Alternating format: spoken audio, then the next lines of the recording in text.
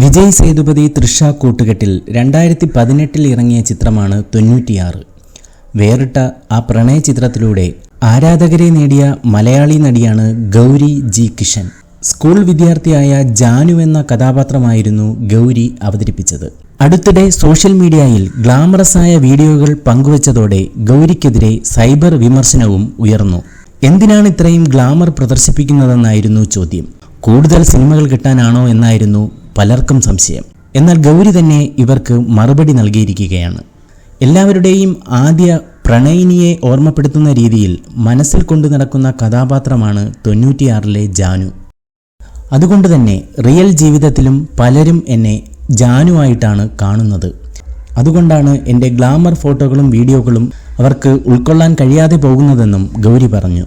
കമൻറ്റുകൾ വ്യക്തിപരമായി എടുക്കുന്നില്ലെന്നും സോഷ്യൽ മീഡിയയിൽ നിന്നും സ്നേഹം മാത്രം മതിയെന്നും ഗൗരി പറഞ്ഞു.